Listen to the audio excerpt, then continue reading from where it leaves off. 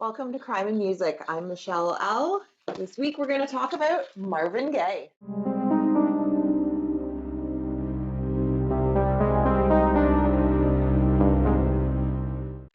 in 1939, Marvin Gaye was born in Washington, D.C. on April 2nd. His father, Marvin Gaye Sr., was a church minister, and his mother, Alberta, was a domestic worker. His first home was in a public housing project in Washington. He was the second of four children. He had two sisters and one brother. He also had two half-brothers, one from a previous relationship his mother had had, and one from one of his father's extramarital affairs. He started singing in church at the age of 4 with his father on piano. He developed a love for singing at 11 after performing in a school play, which he was encouraged to pursue a musical career after. His home life included being whipped by his father for many shortcomings on a daily basis.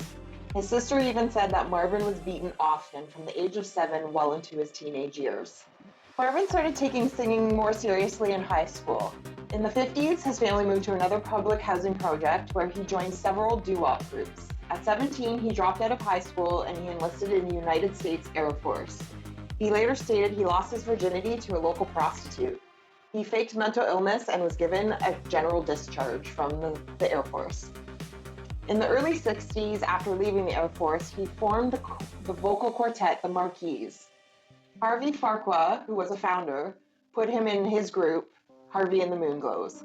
After they disbanded, he signed with Tri-Fi Records as a session musician, playing drums on several releases.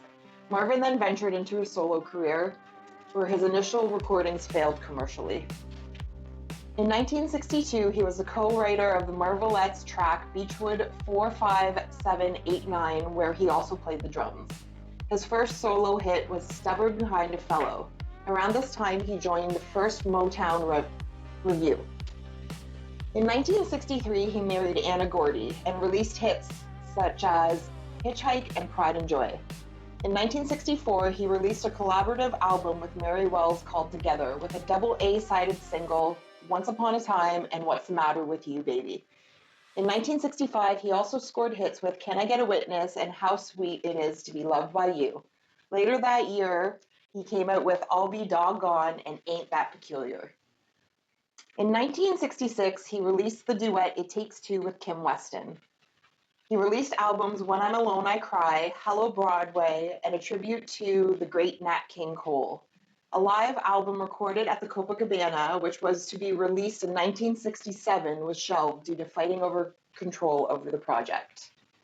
In 1968, he collaborated with Tammy Terrell for Ain't No Mountain High Enough, Your Precious Love, Ain't Nothing Like the Real Thing, and You're All I Need to Get By. In 1967, Terrell collapsed into Marvin Gaye's arms during a performance.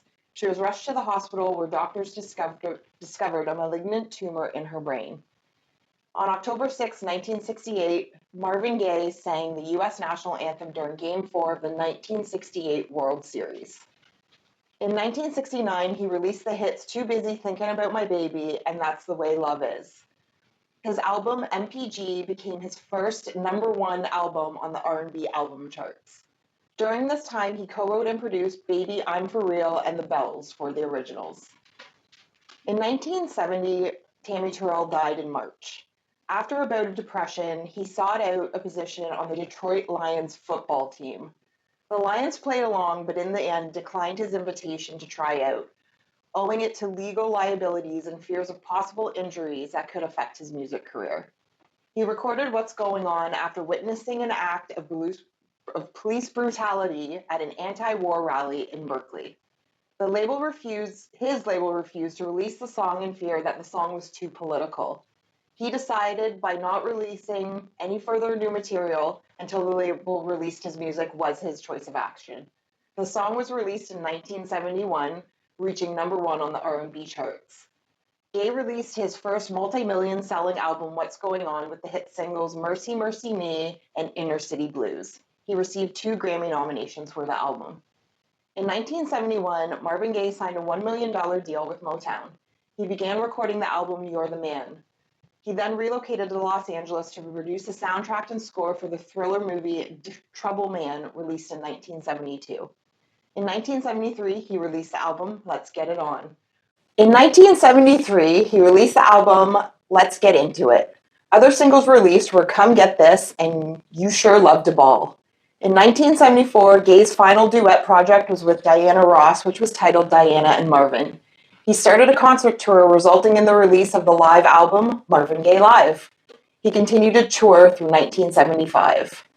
In 1975, he ended the year playing a UNESCO benefit concert. Then in 1976, he released the album I Want You. In 1977, I should say, he married Janice Hunter and released the album Live at the London Palladium. In 1978, he released Here My Dear, inspired by the fallout of his first marriage to Anna Cordy, with the intention of a portion of the royalties to be given to her as alimony payments. Gaye's cocaine addiction started to intensify in 1978 while struggling financially with the IRS. He then chose to fly to Maui, where he worked on a disco-influenced album Love Man that was shelved. In 1980, he went on his first European tour, where he relocated to London in the end, fearing imprisonment for failure due to back taxes. He reworked the album Love Man, titling it In Our Lifetime. In the fall, a master tape of his rough draft of this album was stolen and taken to Motown's Hollywood headquarters. Motown remixed and released the album, causing Gaye to vow not to record any more music for Motown. In 1981, he moved to Belgium to get away from his heavy drug use and began exercising and attending a local church. There he began working on Midnight Love, his first album after Motown, with the hit single Sexual Healing, which was released in 1982. Sexual Healing won him his first 2 Grammys. In 1983, he sang the Star-Spangled Banner at the NBA All-Star Game. That same year, he convinced his bodyguard to give his father a .38 special handgun due to feeling targeted. In the months leading up to Marvin Gaye's death, his father and him struggled to keep themselves separated due to constant conflict, all while dealing with drug addiction and depression. In 1984, a verbal fight between his parents on March 31st caused Marvin Gaye Jr. to intervene and defend his mother. Another verbal fight on the afternoon of April 1st caused Gaye Jr. to intervene again. When his father would not leave the room, Gaye Jr. attacked him. In turn, Gaye Sr. shot his son twice, once in the chest, through his heart, and the other in his shoulder. My extra fun fact for Marvin Gaye is that he is the cousin of Wu-Tang member Masta Killa.